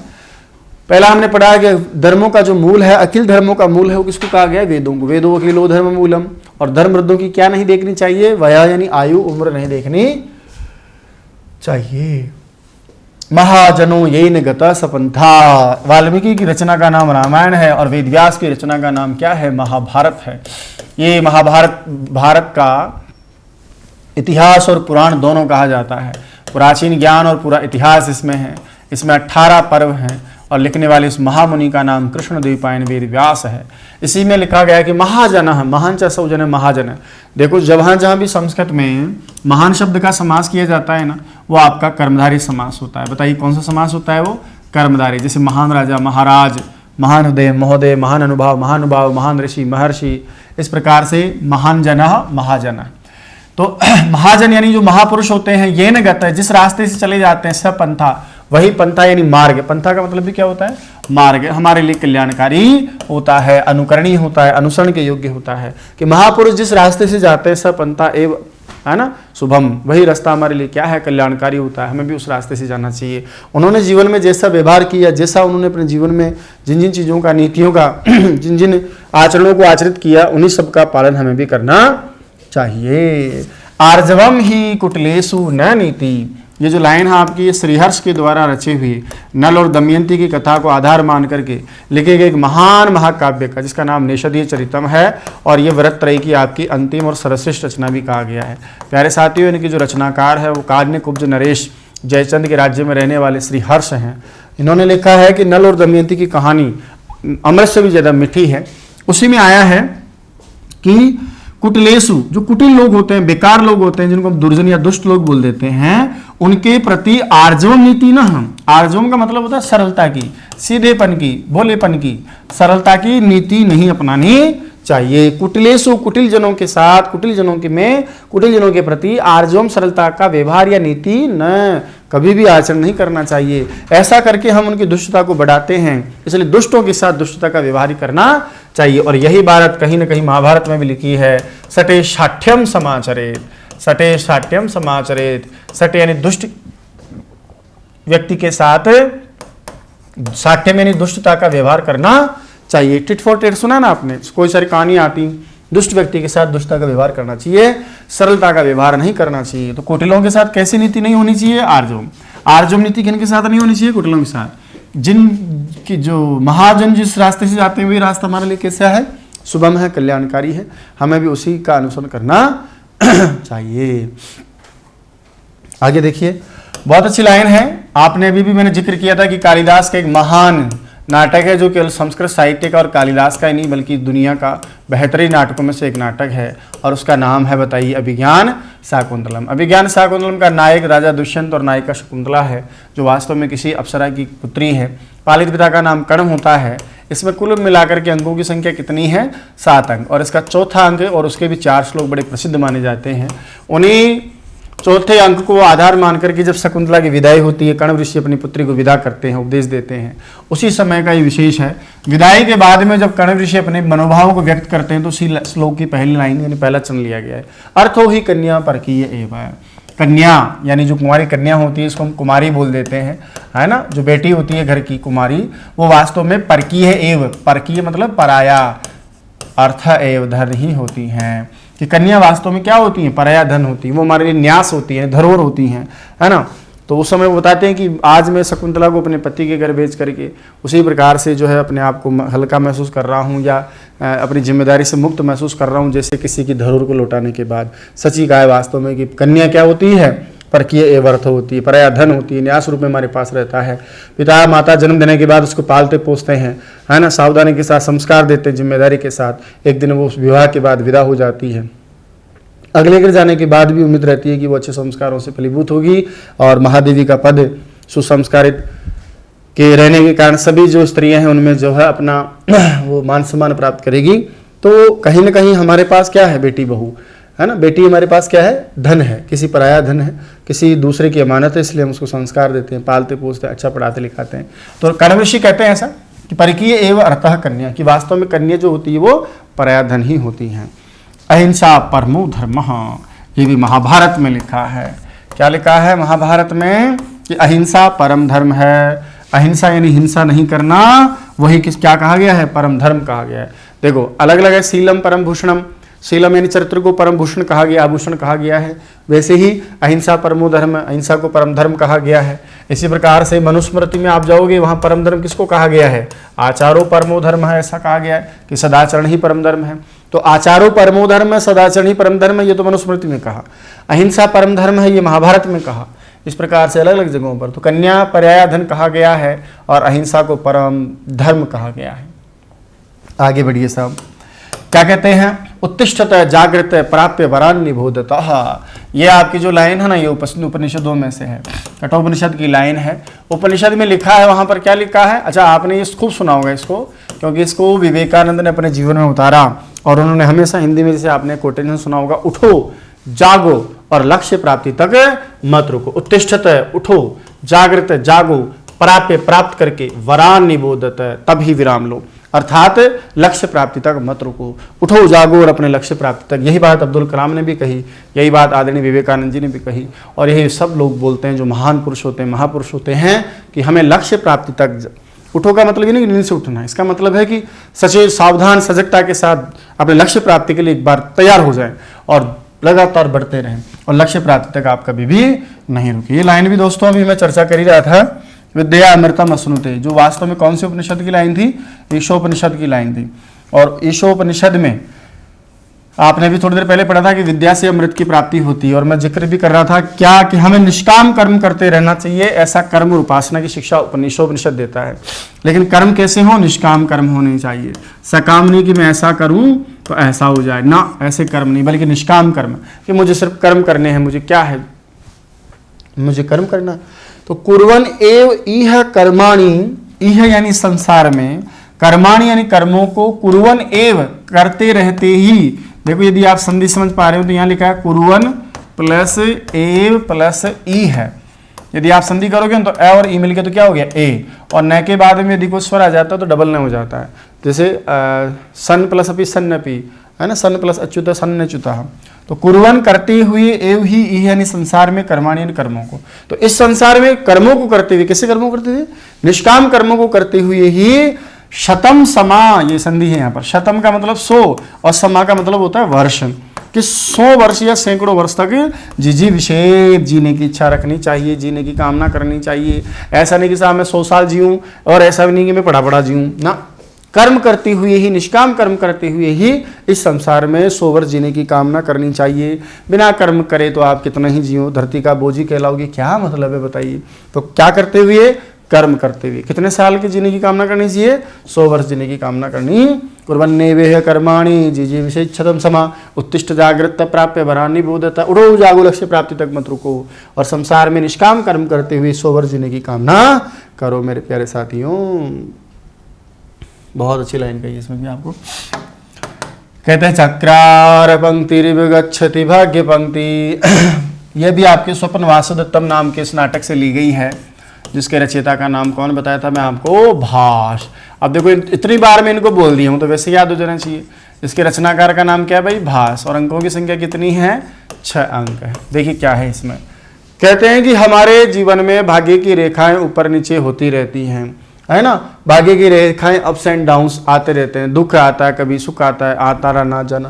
कहते हैं ना, आना जाना लगा रहेगा, दुख जाएगा सुख आएगा, करेगा जो भी भलाई के काम, जग में उसी का नाम रह जाएगा, है कि नहीं। तो उसी का भाव यहां लिखा है। कहते हैं कि चक्रार पंक्ति ही इव गच्छति भाग्य पंक्ति ही, कि जो भाग्य की रेखाएं होती हैं, पंक्तियां होती हैं, वो चक्रार पंक्ति, जो चक्र होता है उसकी जो पंक्तियां होती हैं, यानी ये जो होती है ना, कभी ऊपर कभी नीचे, कभी ऊपर कभी नीचे। तो जैसे चक्र का पहिया चलता है और चक्र के पहिए की जो पंक्तियां होती हैं ना, वो कभी देखो यूँ चलता रहता है ना, यूँ तो कभी ऊपर कभी नीचे कभी ऊपर। ऐसा नहीं है कि सारी जो ऊपर वाली ऊपर ही रहती है, जो नीचे वाली नीचे ना, ऊपर की नीचे भी आती है, नीचे की ऊपर भी जाती है। इसलिए इसी प्रकार से जो भाग्य की रेखाएं होती हैं, हमारी भाग्य रेखा या भाग्य होता है, वो भी ऊपर नीचे होता रहता है, सुख दुख आता जाता रहता है ना, इस प्रकार। इसलिए हमें दुख में ज्यादा परेशान नहीं होना चाहिए। क्यों घबराएं हम दुख से? अरे दुख है तो निश्चित रूप से बताओ क्या है, सुखी तो बचा है, वही आएगा और क्या आएगा। दुख में क्या दुख आएगा? और सुखी है तो सावधान रहिए, क्योंकि सुख है तो फिर निश्चित रूप से क्या आ सकता है? दुख आ सकता है। तो सुख में फूल कर कुप्पा नहीं होना, और दुख में हरे बाहर है, हरे बाहर है, मरे हो रहे, ऐसा भी नहीं होना चाहिए। लौकिकानाम ही साधूनाम अर्थम भाग अनुवर्तते। देखो क्या कहते हैं कि लौकिका नाम ही साधुनाम, जो लौकिक सज्जन लोग होते हैं, कि लौकिक संसार में रहने वाले जो सज्जन लोग होते हैं, उन्हीं के वाग अर्थम अनुवर्तते, उन्हीं की वाणी को और उन्हीं के अर्थ का अनुवर्तन करना चाहिए। संसार में जो सज्जन लोग हैं, लोक व्यवहार में संसार में जो सज्जन लोग हैं, उन्हीं की वाणी का, उन्हीं के शब्दों का, है ना, उन्हीं की वाणी का, उन्हीं के अर्थ का हमको शब्द और अर्थ का अनुकरण करना चाहिए। यानी सांसारिक जीवन में जो महापुरुष होते हैं, अच्छे लोग होते हैं, आप जैसे जो अच्छे लोग होते हैं, उन सभी की वाणी का अनुसरण करना चाहिए।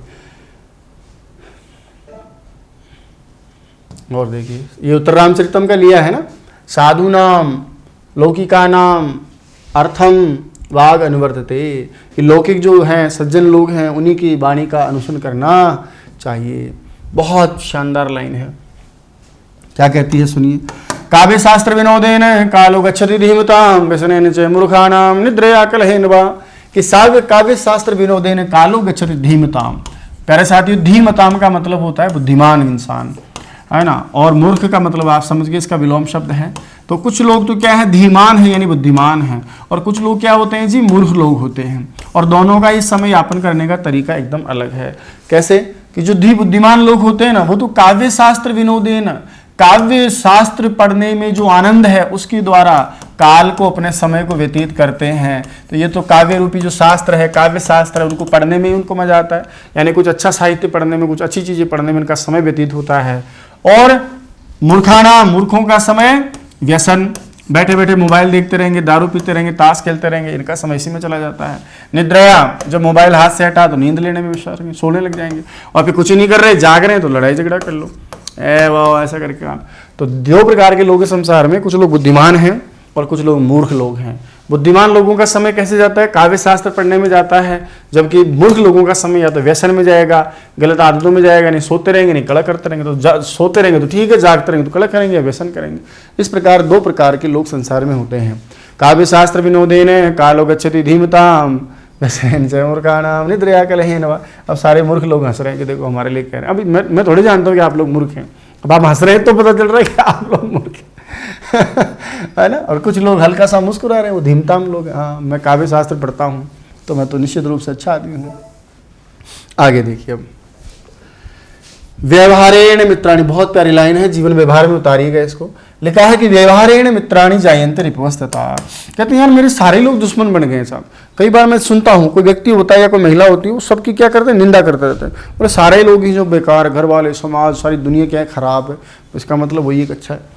यदि सब दुनिया आपको खराब लगे ना, पूरा संसार ही खराब लगे, इसका मतलब कहीं ना कहीं हो सकता है कि हमारी विचारधारा में प्रॉब्लम। तो कहते हैं कि यार मेरे सारे दुश्मन है, बोले भैया तुम्हारे व्यवहार में प्रॉब्लम है। कहते हैं कि जीवन में मित्र और शत्रु उसके होने का पीछे कारण क्या है, और इनका सबसे बड़ा रीजन होता है हमारा व्यवहार। यदि हम किसी को अनुकूल व्यवहार देंगे तो मित्र हो जाएगा, और प्रतिकूल व्यवहार देंगे तो शत्रु हो जाएगा। यही आपको सिखा रहा है कि व्यवहारेण जायन्ते, व्यवहार से ही हो जाते हैं मित्राणि, मित्र, और तथा यानी उसी प्रकार से रिपो है। तो भैया जिसके प्रति जैसा व्यवहार रखोगे ना वैसा ही हो जाएगा। यदि आप अच्छा व्यवहार करो किसी के साथ तो आपका मित्र होगा, और किसी के प्रति आप गलत व्यवहार करोगे तो वो निश्चित रूप से क्या होगा, शत्रु होगा। तो बताइए मित्र और शत्रु किससे होते हैं? व्यवहार से, न कि किसी स्वार्थ से। ये लाइन जो मैं आपको सिखा रहा था उसी का सेकंड पार्ट है। स्वदेशी पूज्यते राजा, अपने देश में ही पूजा जाता है कौन? राजा। और विद्वान सर्वत्र पूज्यते, जबकि विद्वान सब जगह पूजा जाता है।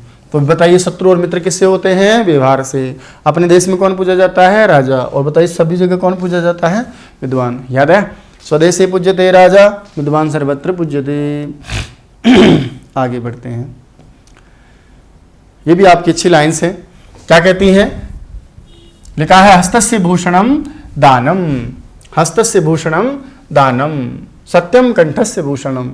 वैसे तो क्या है कि दुनियादारी है, हम लोग पता नहीं किस किस के लिए क्या क्या काम लेते हैं। हाथों में कंगन बालियां पहना देते हैं, है ना रे भाई। उसी प्रकार से गले में पता नहीं क्या क्या पहना लेते हैं, कुछ ना कुछ लगा लेते हैं। लेकिन कहा कि इनका वास्तविक जो प्रयोग होता है वो तो कुछ और ही है। क्या बोले? कैसे? कि हस्तस्य भूषणम, जो हस्त का आभूषण है, गहना है, वो कौन है? दान है। यानी हाथ की शोभा कंगन पहनने से, कुंडल पहनने से, इधर उधर की मेहंदी लगाने से नहीं होती। हाथ कुछ देने के लिए, इसलिए हमेशा देने के लिए तैयार रखिएगा, है ना। घड़ी पहनने मात्र से नहीं होता कि साहब मैं तो बन गया सुपरमैन डुपरमैन।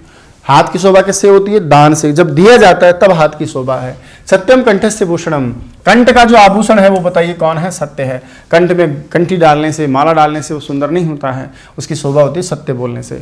तो हाथ का आभूषण कौन है? दान है। और गले का आभूषण कौन है? सत्य है। हस्तस्य भूषणम दानम, सत्यम कंठस्य भूषणम। ये बहुत प्यारी लाइन है। लिखा है सर्वे भवन्तु सुखिनः, सर्वे सन्तु निरामया, सर्वे भद्राणि पश्यन्तु मा कस्य दुःख भाग् भवेत्। ये विश्व कल्याण की भावना है इसमें। सर्वे सुखिनः भवन्तु, सर्वे सुखिनः भवन्तु, सभी क्या होवें? सर्वे सभी सुखिनः सुखी भवन्तु होवे। सर्वे सन्तु निरामयाः, सर्वे निरामया सन्तु। और सर्वे निरामया का मतलब होता है साथियों निरोगी होवें। तो सभी क्या होवें? सुखी होवें। सभी निरामया निरोगी होवे। सर्वे भद्राणि पश्यन्तु, सभी भद्राणि यानी कल्याण को पश्यन्तु ने देखे, यानी सभी का कल्याण होवे, है ना। माँ कश्चित् दुख भाग भवेत्, कोई भी दुख का भागी ना हो, किसी को संसार में दुख ना हो। ऐसे विश्व कल्याण की भावना हमारे संस्कृत साहित्य में भरी पड़ी है। बताओ इससे बढ़िया कोई चीज़ है क्या? सभी सुखी होवे, सभी निरोगी होवे, सभी का कल्याण होवे, किसी को दुख नहीं होवे। ऐसे लोग हम संस्कृत के। ये देखिए सर्वे भद्राणि पश्यन्तु माँ कश्चित् दुख भाग भवेत्। सर्वे यानी सभी लोग क्या हैं? कल्याण को पश्यन्तु देखें, और माँ कश्चित ना हो किसी को दुख भाग भवेत्, किसी को दुख का भागी ना बनाओ, किसी के भाग्य में दुख ना हो, सब सुखी हो, सभी का कल्याण हो। आगे आ जाइए साहब, अगली लाइन क्या है उसको भी सीख लेते हैं। एक श्लोक है, उसकी दो लाइन है, थोड़ी ऊपर नीचे और एक साथ पढ़ने का प्रयास करते हैं। लिखा है वृत्तम यत्नेन संरक्षेत। वृत्त का मतलब होता है प्यारे साथियों चरित्र, कि चरित्र को यत्न यानी प्रयास करके कैसे भी संरक्षित, उसका संरक्षण करना चाहिए। चरित्र की हमेशा रक्षा करनी चाहिए। बोला वित्त की, और अब वित्त की क्या रक्षा करना? वित्तम तो क्या होता है? धन तो क्या है? एति आता है और याति चला जाता है। अरे भैया रक्षा ही करनी है तो किसकी करो, चरित्र की करो। तो बोला, किसी ने पूछा होगा कि चरित्र बड़ा कि धन बड़ा, तो कहा कि भैया चरित्र ऐसा कैसा धन है, ये चला जाएगा, आप वापस नहीं आएगा। इंसान का चरित्र मर गया तो समझो इंसान मर गया, धन मर गया तो क्या है, आता रहता है जाता रहता है। इसलिए कहा कि वृत्तम चरित्र की यत्नेन या प्रयास करके संरक्षण रक्षा करनी चाहिए। वित्तम धन एति आता है और याति चला जाता है। धन तो क्या है, आना जाना लगा रहता है। क्यों, अक्षीणो वित्ततः क्षीणो, कि वित्तता है कोई धन से क्षीण है, क्षीण हो गया है, कमजोर है, जिसके पास धन नहीं है वो वास्तव में क्या है, अक्षीण है, उसका कुछ ही क्षीण नहीं हुआ। अरे यदि आपके पास धन नहीं है, धन का क्षय हो गया तो समझ लीजिए कोई तकलीफ नहीं, कोई नुकसान नहीं हुआ। लेकिन वृत्ततः हतो, लेकिन जिसका चरित्र ही मर गया हो वो तो फिर हतः है, वो तो सचमुच में क्या हो गया, मर ही गया हो। तो याद रखिएगा, जीवन में चरित्र और धन में यदि कंपैरिजन हम करें तो चरित्र महान है, इसलिए हमें चरित्र की रक्षा करने का प्रयास करना चाहिए, धन की रक्षा के लिए ज़्यादा प्रयास नहीं करना चाहिए। धन का क्या है, आएगा जाएगा, कर्म करेंगे तो आ जाएगा। इसलिए और कहा कि महिमा देखिए आप कैसे, कि अक्षीण वित्ततः, जो धन से क्षीण है, वित्ततः क्षीण है, जो धन से क्षीण है वो अक्षीण है, उसका समझो कुछ ही नुकसान नहीं हुआ। लेकिन वृत्ततः क्षीण हतो हतः, लेकिन वृत्त से मरा हुआ इंसान तो वास्तव में क्या, चरित्र से मरा हुआ, चरित्रहीन जो इंसान है ना वो तो मरा हुआ इंसान है। आई बात सुन। वृत्तम यत्नेन, ये आपके चाणक्य ने और वहां पर लिखा विदुर नीति आदि में, मनुस्मृति में। वृत्तम यत्नेन संरक्षेद वित्तमेति च याति च अक्षीणो वित्ततः क्षीणो वृत्ततस्तु हतो हतः। कुछ अच्छी बातें और पढ़ते हैं। परोपकाराय सताम विभूतयः, क्या कहते हैं कि सताम यानी सज्जनों की, विभूति यानी जो शरीर होता है, उनकी जो संपत्तियां होती हैं। विभूति का मतलब है शरीर होता है ना, और इसको हम चाहे संपत्तियां भी कह सकते हैं कि सज्जन लोगों का, महापुरुषों का, जो अच्छे लोग, अच्छे बनने वाले लोग हैं, उनका शरीर तो वास्तव में हमेशा किसके लिए होता है, परोपकार के लिए होता है। कुछ भी दे दो आप, नदियों का पानी हो, गायों का दूध हो, या बादलों के द्वारा उगाएगा धान हो, है ना, पेड़ों के फल हो, ये कभी लोग अपने लिए काम में नहीं लेते हैं। उनका तो सब कुछ ही बताइए किन के लिए होता है, परोपकार के लिए होता है। तो सज्जनों का शरीर किस लिए होता है, परोपकाराय, परोपकार के लिए किनका शरीर होता है, सज्जनों का, है ना। इसी प्रकार से एक और बहुत प्यारी लाइन लिखी है परोपकार के लिए, उसको भी हम देखते हैं, आ जाइए। परोपकाराय सताम विभूतय, ये लाइन भी बहुत अच्छी है, इस पर भी जरा गौर फरमाइएगा। परोपकारः पुण्याय पापाय परपीडनम, दो बातें हैं इसमें। कहा कि अष्टादश पुराणेषु व्यासस्य वचन द्वयम, कि जो अष्टादश पुराण हैं, अष्टादश का मतलब 18, और जो पुराण है जिनके रचयिता कौन है, वेद व्यास हैं। तो कहा कि अष्टादश पुराणों में व्यासस्य वचन द्वयम, व्यास मुनि के 2 वचन हैं। एक वचन तो क्या है कि जो पुण्य होता है वो परोपकार के लिए होता है, इसलिए पुण्य करो ताकि परोपकार करो, पुण्य के लिए होता है ना। तो परोपकार किस लिए होता है, पुण्य के लिए होता है, परोपकार करें ताकि पुण्य मिले। और परपीडनम, परेशान पीडनम, दूसरों को पीड़ा करना पाप के लिए होता है, इसलिए इसको कभी मत करो। तो अष्टादश पुराणों में 18 पुराणों का निचोड़ उन्होंने बताया कि 2 ही बातें उनकी बस, कि भैया परोपकार तो होता है पुण्य के लिए और परपीड़ा होती है पाप के लिए, इसलिए इसको तो करो ताकि यह मिले और इससे बचो ताकि ये नहीं मिले। पाप और पुण्य ही तो जीवन की 2 बातें, धर्म अधर्म, सत्य असत्य, झूठ सत्य, यही तो बातें और क्या है। तो कहा कि यही चाहते हो ना तो ये करो, ये नहीं चाहते हो ना तो ये मत करो। तो पापाय परपीडनम परोपकारः पुण्याय, क्या लिखा है, असंसर्गजा दोष गुणाः भवन्ति, कि सारा का सारा जो दोष और गुण होते हैं ना, ये दोष और गुण वास्तव में किससे होते हैं हमारे लिए, बोले असंसर्गजा, संगति से ही होते हैं, संपर्क से होते हैं, है ना, संशक्ति से, संसर्ग से यानी संगति से होते हैं।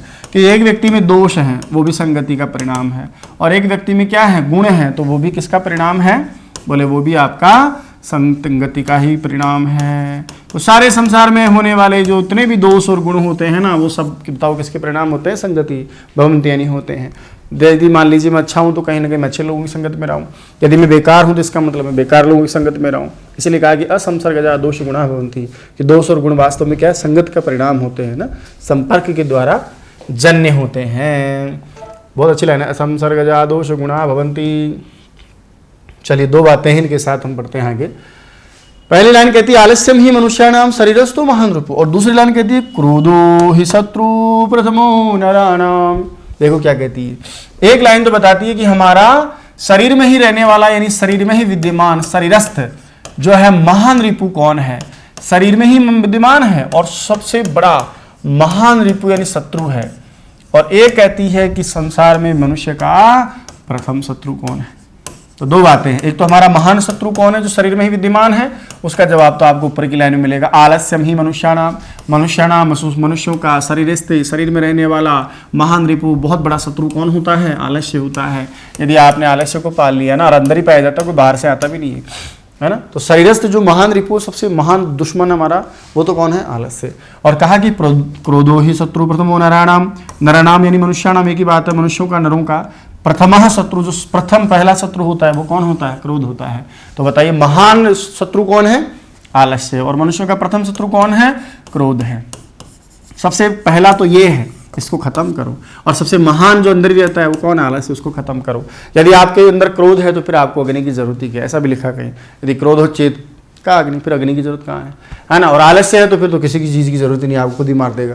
तो मनुष्य के अंदर विद्यमान आलस्य, कई लोग कहते हैं कि साहब मेहनत करो, ये करो, तो कुछ लोग ये भी कहते हैं कुछ मत करो, बस आलस्य को मार दो। यदि आपने जीवन में आलस्य पाल लिया ना, कुछ लोग तो इतने आलसी होते हैं, रात को सोए हैं, पानी पीने की तक की आएगी मन में इच्छा होगी, लेकिन नहीं पिएंगे, बोले कौन उठेगा, चले जाए। सर्दी की रातें हो तो पॉसिबल ही नहीं, हम किसी वॉशरूम के लिए नहीं जाते। ऐसे ही मैंने इतने भी लोग देखे कि गर्मी की उस कड़ी धूप में पानी पीने के लिए आते हैं, मटके में एक जो है आपने गिलास पानी लिया और पी लिया, दूसरा गिलास भी इसलिए नहीं पी पाते, मन है कि दूसरा गिलास पिए, लेकिन इतने आलसी लोग होते हैं, मुस्कुरा रहे होंगे सारी बातें सुन के अभी, कुछ ऐसे आलसी लोग होते हैं कि दूसरा गिलास पानी का भर के नहीं पीते, ये कर लेते हैं कि बाबा कौन उठाएगा, कौन पिएगा। मतलब ऐसे ऐसे भी आलसी लोग होते हैं, एक गिलास पी लिया, बोले बाद में देखेंगे, 10 मिनट बाद वापस आकर पी जाएंगे, लेकिन उस समय दूसरा गिलास पानी का नहीं भरेंगे। कैसे कैसे आलसी लोग। कई लोग ऐसे भी है जो रोटी के उसमें से टिफिन में से तीसरी चौथी रोटी के बाद पांचवी रोटी इसलिए नहीं उठाते कि जो रहा है बाबा हटाओ रे, खा लिया ठीक है, इतने आलसी लोग है ना। ऐसे तो आलस्य क्या है, हमारा सबसे महान शत्रु है, इसको खत्म करना चाहिए। और क्रोध क्या है, आग है अंदर पलने वाली, इसको खत्म करो। तो बताइए सबसे महान शत्रु कौन है, हमारा आलस्य है, और सबसे पहला शत्रु कौन है, क्रोध है। आलस्यम ही मनुष्याणाम शरीरस्थो महान रिपु क्रोधो ही शत्रु प्रथमो नराणाम। चलिए बुद्धिर्यस्य बलम तस्य निर्बुद्धिस्तु कुतो बलम। क्या लाइन लिखिए देखिएगा, कहा कि बुद्धिर्यस्य, यस्य यानी जिसके पास में क्या हो, बुद्धि हो, तस्य यानी उसी के पास क्या माना जाता है, बल माना जाता है। यदि दिमाग है ना, दिमाग, तो समझ लीजिए आप दुनिया के सबसे बलशाली लोग हैं। बाहुबल से लाख गुना ज्यादा क्या है, बुद्धि बल पाया जाता है ना। कई बार हम अकल से काम चला लेते हैं, जबकि बाहुबली शक्ति से काम नहीं चलता है। बड़े बड़े शेरों को भी छोटे छोटे चूहों ने कुओं में कूदवाते हुए देखा, हमने देखा कि नहीं देखा बताओ, है ना। बुद्धि होनी चाहिए। छोटे छोटे जो है जंतु, बड़े बड़े जंतुओं को, सिंह जैसे महान जंगल का राजा है, उसको भी धूल चटाते देखा है, बस क्योंकि उनके पास क्या, बुद्धि चातुर्यता है। तो कहते हैं कि बलम कस्य बुद्धिर्यस्य, कि बल किसके पास है, जिसके पास बुद्धि है। निर्बुद्धिस्तु कुतो बलम, अरे जो निर्बुद्धि है, जिसके पास बुद्धि ही नहीं है, उसके पास कहां से बल होगा। तो जिसके पास बुद्धि होती है उसके पास क्या होता है, बल होता है। ध्यान रखना इस बात का। पयपानम भुजंगानाम केवलम विश्वर्धनम, कहते हैं भैया तुम किसी चीज को, दुर्जन व्यक्ति को कितना ही मीठा बोलो, कितने ज्ञान की गंगा बहा दो, कितने गुणों की बातें करो, उसके तो कान पर जू भी नहीं रेंगती है। दुर्जन तो दुर्जन ही रहता है, बल्कि और दुर्जन हो जाएगा, चिढ़ जाएगा, फिर बहुत ज्यादा ज्ञान दे रहा है मुझे, मैं बताता हूँ तुझे, है ना। उसी को उदाहरण से समझाया कि जैसे भुजंगानाम, भुजंग का मतलब होता है सर्प, कि जैसे सर्पों को पयपानम दूध पिलाना, दूध का पान कराना वास्तव में क्या है, विषवर्धन, विष को बढ़ाना ही होता है। अरे यह सर्प किसका पर्याय है, दुर्जन का, है ना। कि दुर्जन व्यक्ति को, जैसे सर्प को, भुजंग को दूध पिलाने से उसका जहर दूध नहीं बन जाता, बल्कि उसका जहर और विषवर्धन और ज्यादा बढ़ जाता है। वैसे दुर्जन को आप जितना भी ज्ञान देंगे ना, उससे उसका व्यवहार नहीं बदलने वाला, बल्कि वो और ज्यादा दंडी हो जाता है, और ज्यादा दुर्गुणी हो जाता है। तो दुष्ट व्यक्तियों को कितना ही ज्ञान दे लीजिए आप, कितनी बातें सुना दीजिए आप, एक बात का प्रभाव नहीं पड़ता है। उल्टा रिएक्शन आता है कि ज़्यादा ज्ञानी बढ़ रहा है, तो मैं तुझे देख लेता हूँ, आजा मास्टर जी, रास्ते में देखता हूँ, तुझे तेरी पटपटी लेके आना दूँ, ठीक है भाई। तो बुद्धिर्यस्य बलम तस्य, जिसके पास बुद्धि उसका बल है। निर्बुद्धिस्तु कुतो बलम, बिना बुद्धि वाले के पास कहाँ से बल है। पयपानम भुजंगानाम, भुजंग यानी सांपों को दूध पिलाना केवल विषवर्धन है। उसी प्रकार जैसे दुष्ट जनों को कहीं ना कहीं उपदेश देना भी क्या है, एक तरह से उनकी दुष्टता को बढ़ाना ही है। अगला देखिए, उद्यम का ही पाठ पढ़ा गया, पहले भी हमने पढ़ा कि उद्योगी नाम पुरुष सिंगम उपेति लक्ष्मी। उद्योगी मेहनती व्यक्ति के पास, और पुरुष सिंगम, जो सिंह रूपी पुरुष होता है, वीर आदमी होता है, उसी के पास कौन आती है, लक्ष्मी आती है। उसी प्रकार से एक और श्लोक लिखा है, उसमें उद्यम का महत्व बताया गया। कहा कि उद्यमेन, उद्यम के द्वारा ही सिद्ध्यंति, सिद्ध होते हैं कौन, कार्याणि। किसी भी कार्य की सफलता यदि आप चाहते हैं, तो वो कार्य की सफलता बताइए किससे से, उद्यम से। उद्यम का मतलब होता है परिश्रम से। क्या होते हैं, सिद्ध होते हैं। सिद्ध का मतलब सफल होते हैं, कि कार्य मेहनत से ही सफल होते हैं। उद्यमेनि सिद्ध्यंति कार्याणि, न मनोरथ ही कार्याणि सिद्ध्यन्ति, कि मनोरथ से कभी काम सिद्ध नहीं होते हैं। मनस प्लस रहता है मनोरथ, कि मनोरथ से कभी काम सफल नहीं बल्कि क्या हो जाते हैं, असफल। अरे आप केवल मन में, मनोरथ का मतलब मन की इच्छाएं मात्र से, मन में कल्पना करने से, मन में आकांक्षाएं महत्वाकांक्षाएं करने मात्र से कोई काम सिद्ध नहीं होता। हे भगवान मैं रीट पास हो जाऊं, आपने सोच लिया, मन की इच्छा हो गई, बोले ऐसा होता है क्या? हे भगवान मेरी नौकरी लग जाए, तो सोचने मात्र से हो जाएगी क्या? कहते हैं कि सोचने मात्र से कोई काम सिद्ध नहीं होता। काम तो सिद्ध किससे होता है रे भैया? उद्यम से। मेहनत करना पड़ता है, योजना बनानी पड़ती है, कितने छोटे मोटे प्रयास करने पड़ते हैं, जब जाकर के युद्ध लड़ा जाता है, जब जाकर के किसी काम को सिद्ध किया जाता है। उदाहरण से भी समझाया कि जैसे मान लीजिए सिंह से जो सिंह होता है, और कैसा सिंह? सुप्त से सोया हुआ। तो कहते हैं कि सोए हुए सिंह के मुख में मृग यानी हरिण जंतु नहीं प्रविशंति, अपने आप आकर प्रवेश नहीं करते हैं। उसको भी अपने शिकारी के लिए भागना पड़ता है, उसका ध्यान रखना पड़ता है, कितने सारे हथकंडे अपनाने पड़ते हैं, राजनीति कुटिलनीति, है ना, छल छद में छदावा करना पड़ता है ना। ऐसे थोड़ी हो कि शेर को भूख लगी मैं जंगल का राजा हूँ भाई, आ जाना आके घुस जाना मेरे मुंह में और चुपचाप सो जाए, पड़े पड़े के आके मुंह में आके हिरण घुस गया हो, कोई दूसरा जंतु घुस गया हो। ऐसा नहीं होता है। कर्म तो उसको भी करना पड़ता है, जो जंगल का राजा शक्तिशाली जानवर है, उसको भी भूख मिटाने के लिए तो कितना पीछा करना पड़ता है, कितने हथकंडे अपनाने पड़ते हैं। तो कार्य किससे सिद्ध होते हैं? उद्यम से। किससे सिद्ध नहीं होते? मनोरथ से। सोते हुए सिंह के मुख में कौन प्रवेश नहीं करता? अपने आप ही मृग। बताइए, मृग अपने आप किसके मुख में प्रवेश नहीं करता? सिंह के। सिंह को भी भागना पड़ता है, दौड़ लगाना पड़ता है। तो उद्यमेन ही सिद्ध्यन्ति कार्याणि न मनोरथे, नहीं सुप्त से सिंह से प्रविशन्ति मुखे मृगा। उद्यम से ही कार्य सिद्ध होते हैं, मनोरथ से नहीं होते हैं। सोए हुए सिंह के मुख में अपने आप हिरण आकर प्रवेश नहीं करता है।